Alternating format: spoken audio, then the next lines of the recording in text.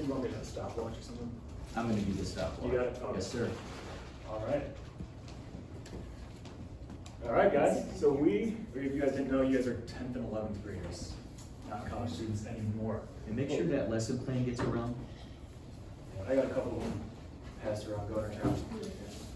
So we're going to be looking at China's culture, origin of China, dynasties, and stuff like that, and then a little added surprise in there as well.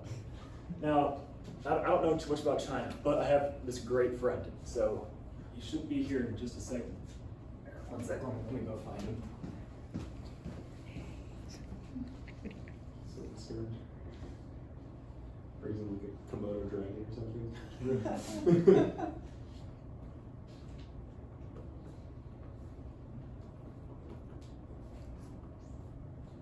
Greetings, Lux. Welcome to the class. I heard we were speaking about Chinese civilizations, dynasties, and things. I'm here to give you my knowledge. My name is Mr. Zhu, or Sun Tzu, Hello. you could call me. All right, so China. I can't see with the hat on. So origin of China. So they say that the first people in the Chinese area were the Peking men, which was like a species of man. Now the only evidence that they really have about this is one tooth that they found. And then they were able to make all of those sculptures. So you can kind of take that as you want. That's what they say it is with them, but there's not much evidence that we have based off of that. The most of what we know about China is very limited because China keeps a lot of their stuff with themselves. They don't let much out. But what we do know is that China was made up of smaller civilizations all around the Chinese area for years and years, and then when they became their first dynasty was under Yu the Great. And so in China there is the Yellow River, and it goes through most of the eastern part of, comes in from the eastern part of China all the way through into the central China. And the Yellow River is amazing for agriculture and for growing crops and for drinking, transportation, anything you could use it for. But the Yellow River is also one of the great means of destruction in China. And so it was like the greatest of goods and the worst of evils at the same time. It would flood all the time and just ruin all the civilizations that they had. So that's when Yu came along and got the name Yu the Great, because he was known for controlling the Yellow River, and they saw him as like a god almost, like a god man. But really all he did was carve canals out, make irrigation lines so that when the water flooded, it had somewhere to go instead of the entire civilization. So then Yu also was the first to start the dynasties of China that lasted for years and years. That was around 2070 BC, we believe. And it was overtaken by the Shang later on. So before we go any further, we've got to know what a dynasty is. So you guys know what a dynasty is, but not all high schoolers know what dynasties are. And so right here, we've got a list of all the main dynasties, I should say. And so a dynasty is the same as pretty much any other empire. It's ruled by a dictator leadership, but the main thing about a dynasty is it is always like within a bloodline. So everyone in the Xia dynasty at the top were related. All the emperors of them were related. And then they were overthrown by the Shang, and everybody in the Shang that ruled the Shang dynasty was related. And it just kept moving on down like that. And one thing to know about the Chinese dynasties, look at this picture. All these red ones are the same dynasties that we just saw. So you got the Xia dynasty overtaken by the Shang dynasty, overtaken by the Zhou dynasty. And this is where it gets a little complicated. So right here, you can see the orange and the yellow. So those two colors are known as split dynasties. So if you look at the timeline, they're still underneath the Zhou dynasty, but they're split western and eastern. So there was some sort of conflict or turmoil that occurred within those that caused them to break apart and just have some sort of division. So the Zhou is split into western and eastern, and we went into the spring and autumn period, which is the Warring States, was both under the zoo. So the Western Zoo, the zoo split, and then the Eastern Zoo split as well. And it just keeps going down. Han Dynasty split, Six Dynasties split. So it's just a lot of craziness going along. And so the dynasties ended down here in 1912 when the Republic period started, which didn't last very long, but now what we have today is the People's Republic of China, which what it looks like now is that might be turned around into a new republic as well in a little bit. The one thing that is very important to Chinese culture is the Yin Yang. So you've probably seen a lot of Yin Yangs. You've seen Kung Fu Panda. They're all over. So the Yin Yang talks a lot about balance. It's like order throughout the world. It's like it kind of goes off of Newton's rule. Every action has an opposite reaction. Everything is like working together, flowing amidst one another. And it's always balanced. So you see the yin is the black, the yang is the white. The yin, I'll mix it up. The yang is the light, yin is shadow. You just look down there. There's always opposites. Wherever there's a mountain, there's a valley along with it. Wherever there's rich, there's poor along with it. And so one thing to notice about the yin yang is this curve. So the white and the black are both 50% of the yin yang. But it has this curve instead of just a sharp divide. Like it could just be one line from here to there, and it would be the same thing. But this curve shows that it is always flowing into one another. They're not separated, but they're one entire being, one universe, all working cohesively together. And then it also has small circles within the other color to show that nothing is absolute. So there's never going to be one thing that completely rules over the other. There will always be room to move around and for things to change. So one of China's very, very key structures is the Great Wall of China. Very commonly known. Depending on how you measure it, it could stretch from 2,500 miles to 3,400 miles. So 2,500 miles, just for estimate, is if you put a line through New York to Los Angeles. And that's just the smallest end of the measurement. So it's a huge wall. There are some, it used to be a rumor that you could see it if you were in outer space, but because of the color of it, you can't really see it. It just looks like the ground.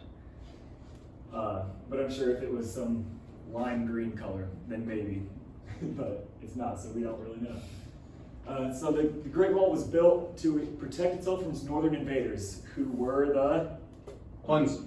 The Huns, or the Mongols, either one. And so they built it because they just kept invading in. It's like, well, let's just build a wall to keep them out. They didn't have any planes or anything like that to get over. So a wall would have been a very strong structure to help them out. Now, I'm going to butcher this guy's name, but I'm pretty sure it's pronounced Qin Shi Huang. He was one of the first emperors. He was the first emperor to combine the existing walls. So they had walls before made up of hard-packed soil. Made up of rammed earth and wood, which is hard-packed soil. And so it was basically just like mounds of dirt everywhere. And they weren't very long, they weren't connected, they're just in bits and pieces. So this guy, Qin Shi Huang, was like, let's just intersect all these, combine them all into one mega wall. And that's exactly what they did. So the wall has looked a lot different throughout the years. This picture, so see we got the scaffolding here, but it also is made up of a lot of wood, just kind of rocks and everything. And here, it's made up of mainly bricks. And over here, more marble and granite is involved in it. So depending on where you're at the wall, it could look very, very different. It's not just one unified structure because it was built over many, many years, many dynasties, and depending on what they had, that's what they used to build it. And so the wall worked decently, but not as well as they hoped it would. The Huns and Mongols still figured out ways to get around it, and so it didn't stop their ransacking. So Zhu Huanzang this guy right here, he was the founder of the Ming Dynasty, one of the last dynasties in Japan. If we go back to our slide here, so the Ming right here. So Ming, Jing, and then the republics. So close to the end of the dynasties, he was the one that first added the watchtowers. So this is a little darker than I hope. Like right here is a watchtower, right here. And so that just helped to give, there you can see a little better now. So that just helped them to have a place for their soldiers to be when they were fighting, so they weren't just out in the open all the time. So they could have people stationary there. Which brings us to myself. Sun Tzu. Sun Tzu was originally named Sun Wu. So I was born in 1772 and lived around that time. We didn't quite know. I didn't live 300 years. And I was born in the Zhou Dynasty, so it was split between the Eastern and the West, and then the Western was split later on as well. So Sun Tzu was I was an amazing military general back in my prime. And something that I am very much known for today is this book here, The Art of War. So I wrote this book a while ago. It's made up of 13 chapters, all about waging war. So laying plans, waging war, attack by stratagem, and it goes on. Just describes how to win every single war. And so this book is used still today by generals all around the world because there's so much great stuff within that. When do I attack? When do I not attack? When is a good time to retreat? Or when is a good time to push forward? What is the best time of year to fight? Which time of the year should I avoid fighting? All those questions he talks about in this book. So something that Sun Tzu is very big on is this quote here. Every battle is won before it is fought.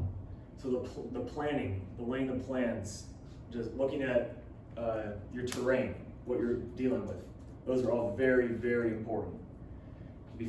And so he's got these 5 questions. Perfect.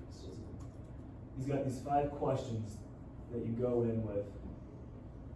7 questions to go in before you go into any battle. Which of the 2 is imbued with the moral law? Which of the 2 generals has the most ability? Who has the advantage of heaven and earth, which is like the weather and the ground? Which side is disciplined most rigorously enforced? Which army is stronger? What side has more highly trained officers and soldiers? And which army has most consistency in reward and punishment? And so if you can answer those 7 questions, Sun Tzu says that you can figure out who wins the war before it even is fought every single time. So that's how important he believes those are. And something that we're going to do as a class to commemorate Sun Tzu. Oh no! The northern wall's under attack. All right, let's see what we gotta do. All right, I need everyone to get out your computers right now. All right, this is gonna be, it's on the fly, we got to do it. I was not prepared for this. All right, then you can go to this site, this will help us a lot. If you just search Sun Tzu said, that will work. And then it should bring you to the Art of War book. And do it with urgency. Make haste.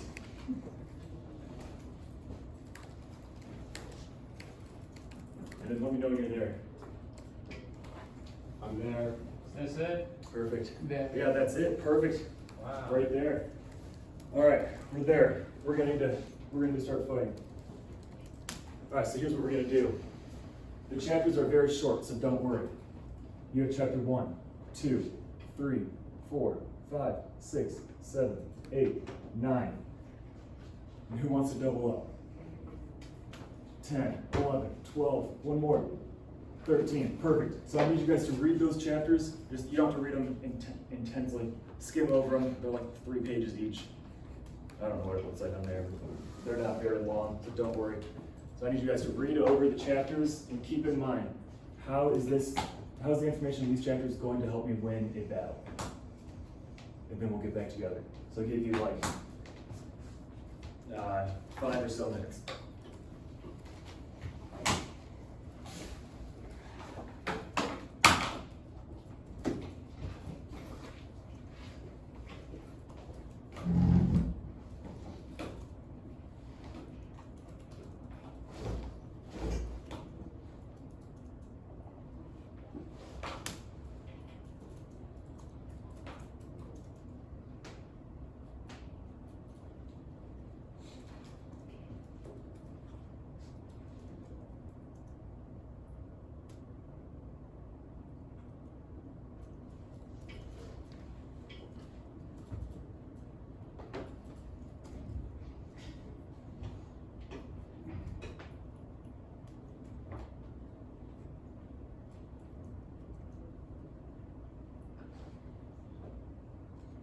Am I good on time, Dr. Jones? 19.5 minutes. Perfect.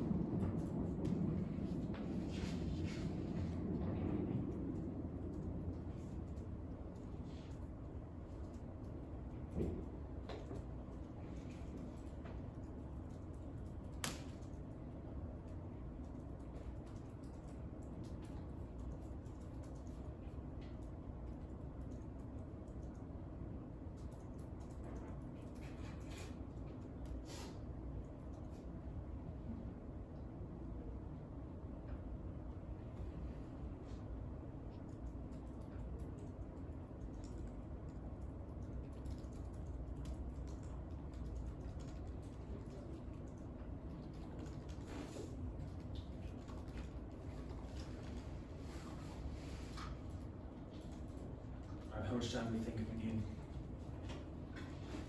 2 more minutes? All right, we're good.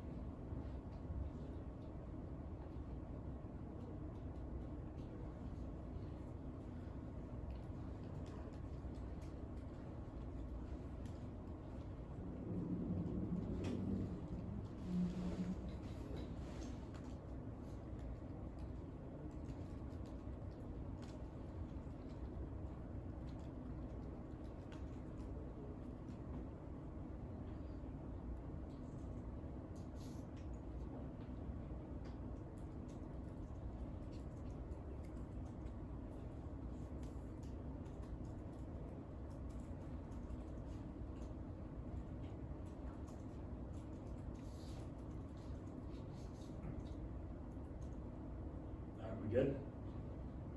Alright, perfect, because they're attacking. They're coming in quick. Now we need to know. We all didn't read the entire book, but we need to know what it says. So go to chapter 1. What is the main thing that you got out of it? You need to know the answers to the simple questions. And if the answer is you, then you need to pretend like it's not you, because you let the enemy think they can win.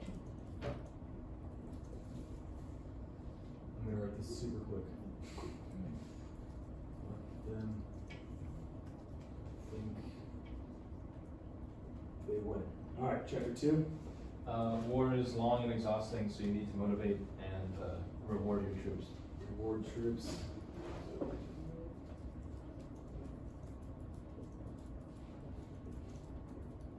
Reward troops. Chapter 3. If possible, always avoiding fighting. But if you do have to fight, never besiege a walled city or attack anything with walls. So it seems like the enemy has broken that rule, which is good for us. Yes, sir. Avoid walls. Chapter 4. Fighting defensively can protect you from harm, but you have to fight offensively to win.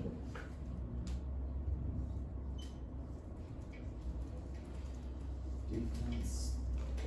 Oops. Protects. Offense wins. This marker's done. Alright, who got chapter 5? Basically be efficient with the soldiers that you have, use different strategies, and make yourself look weaker than you are. Be efficient with what you have.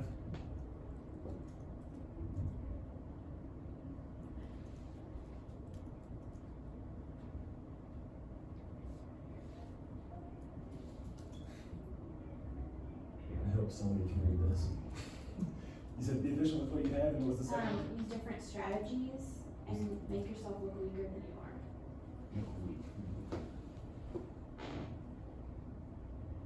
are. Alright, chapter 6. So mine says, you can be sure of succeeding in your attacks if you only attack places which are undefended, and you can ensure the safety of your defense if you only hold positions that cannot be attacked. So attack weak points. Chapter 7. The art of warfare is deviation, so you must learn to trick your enemies, basically.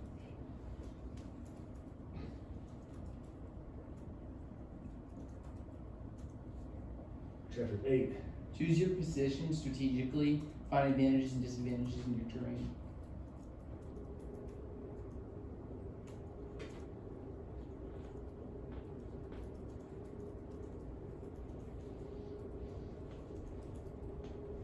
Sorry, repeat that one more time. Find advantages and disadvantages in your terrain.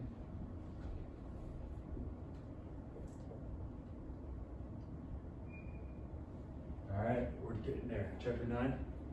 Use high ground, avoid water.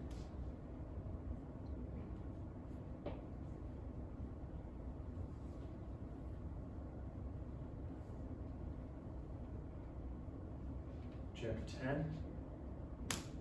Know your troops, put them in the best position to win.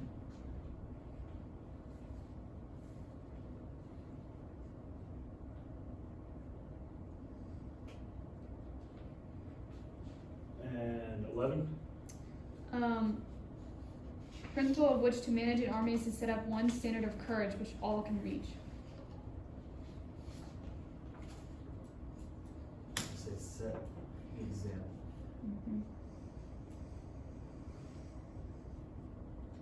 And 12. Never fight out of anger, but be calculating in how you fight, and also use fire to burn people. Say avoid emotions. And lastly, 13. Spending money to sponsor spies will save you more money in the long run than a long, expensive battle.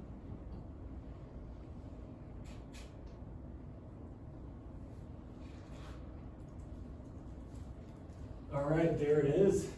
You guys have now become army generals. You guys know everything that there possibly needs to be known. You can go waltz up to the Pentagon and get a job. Thank you. All right, so now we have all this information, but what do we do with it? We don't even know who's attacking. Oh, where'd we go? Here we are. All right, here we are. This is our military. This is what we have to work with. So you can see this very neatly drawn lines here. So this is our northern section, east, south, west, labeled as so. And here we have what we have in here. And so this is some war vocabulary you might need. Cavalry, men on horses. Swordsmen, men with swords. Archers, men with bows. Or in this case, a woman. But they were all men at the time. And swordsmen and archers are the infantry. These are the naval ships we will be using, and these are the catapults we'll be using. All right, the enemy is attacking from this star, right on the coast, right on the wall, right where they meet. They're coming in with 10,000 swordsmen, 8,000 archers, 5,000 cavalry, and 100 catapults. What do you do? Should definitely stay on the wall. Stay on the wall. Don't leave the wall. Where should we move our men? I think we should move some catapults from the west to attack them, because we have a lot more catapults than they do. So maybe we can have the north or east defend the wall while the west comes. Okay. How many are we taking to defend the north and east? From the west? No, how many from the north and east are defending here? More than they have. I'm not sure how many. I don't know, 20,000? 20,000? All right. Let's do that. We'll send 20,000 over here. And now if we're just taking catapults from here, that's a heck of a journey. How long is that going to take? Well, if we travel on the wall, it'll probably be fast. Travel on the wall. We still got to get up to here. The wall starts there. Oh, never mind. That'd probably take multiple months if I had to guess. It could take a while for Yeah. sure. China's a big country, so maybe the catapults aren't the best idea, but it is a good idea. We do want catapults if possible. What else could we do? I would use the naval ships from the east. Yes. To bring naval supplies ships up from to the east. north. Pull over there, get supplies. Good call, good call. So how many from the north are going to be attacking here? Only 10,000. Sorry, how many of ours? How many of ours are we going to be attacking that one? 20,000. All from the north or from the north and east? North and east, I think, is what we said, right? Okay, so how many just from the north are we using there? 10,000. 10,000 there? So 10,000 from each? So there's 40,000 left in the north? That's probably sufficient in case we get attacked somewhere else. Which is exactly what's just about to happen.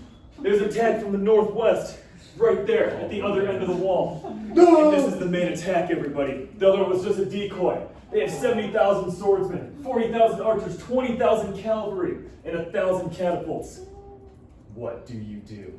Well, luckily we already started moving our catapults from the west, Yes. so it's been in Nice advance. That was an Nice accident, but Always be ready to adjust. Trick your opponent. Use fire. Avoid emotions. We are not getting rattled. use fire. Keep fighting. It's blowing up. Use fire. How are we going to use our fire? Catapults. Catapults, yes. Yes. Fire Like arrows. the fire arrows. Like There you go. pour gasoline and oils on what you're launching with the catapult. Perfect. You guys are amazing. All right. Are we avoiding walls? Well, we are the wall, so we're doing good on that. How are we rewarding our troops? Fire. Giving them fire? They're all guys, so giving them fire would definitely be rewarding.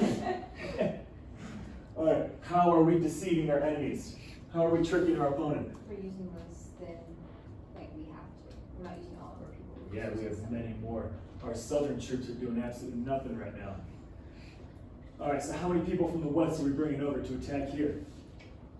We already called, I think, all 5,000 of our catapults towards the the northeast.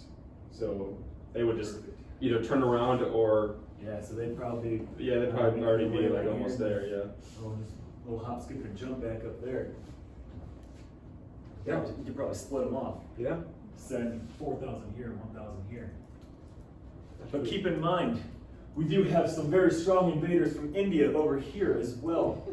They're not attacking now, but they very well could be. Do we want to send all of our catapults away? It's easy. We keep 100. We put them on the border so we look like we have a lot more than we actually do. Come on We now. bring the rest of them to defend from the Mongols, I guess. Perfect. What's our terrain looking like right now? Well, if we're on the wall, we have the high ground, right? We got the high ground perfect, yeah. Right on the coast, they might start swimming around if we're not careful. That's why we have the boats. We do have our boats there, perfect. That's what we're looking for. Over here, what's our terrain looking like? I don't know. No water sources around, Geography of all land fighting. China. It's pretty flat, right? I don't know Chinese geography that well. I don't know too well either, honestly. But I do believe, and if we look back at these pictures, on the wall, it doesn't look terribly flat. Pretty mountainous, at least in those areas of the wall. Yeah, on the east side it's really flat, but the western you go, the more mountainous it gets. Although it's not very it's Tibetan plateau, so it's very high altitude, but it's kind of flat. It just happens to be super high up in the sky. Alright. So do with that what you want. Alright, so we need to get numbers out. We've got 20,000 men over here. We took 10,000 from the north. So we have 40,000 infantry in the north left to fight. Are they all fighting at this second spot? No, we probably spread them out over the wall. Spread them out over the wall? A little bit at least. Concentrate them in the stars? Yeah. Alright, how many from the west are coming over to attack? We have 100,000, but they have 110,000.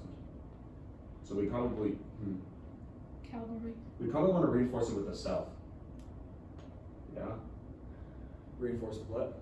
With our western troops, even if we used all 100,000 infantry in our west, they still have 110,000 infantry attacking. So they would outnumber us still. That is true. We already have 40,000 from the north there. True. Also, we're on a wall, so them outnumbering us doesn't really matter as much. So pull up like 70 from the, oh wait, no. Where are we pulling from? The south? The west. The west, Pull from oh. nowhere. So pull from the west, pull 70, evenly matched, use fire. And then we could also move our southern army in to defend the west of it if we need to. So that unless we're getting attacked on all four sides, we should be fine. Alright, so keep the west on standby. East, we're using their ships. North is split across the wall, concentrate at the stars. And west is sending 70,000 men up. Alright, so if they're attacking swordsmen and archers on the wall, who do we attack first? Archers. Take the archers, why? Because what are the swordsmen going to do? Hit the swords against the Exactly. wall? They gotta bring in big ladders and lean them up and then climb up the ladders. Which if we have fire, it's not gonna work terribly well. So take out the archers first. We cross out all the archers and left with 70,000 swordsmen. Game over. We win. They retreat. We ran the Yes. across the wall. We're the best generals. We have done well. Salute yourselves. Class is dismissed.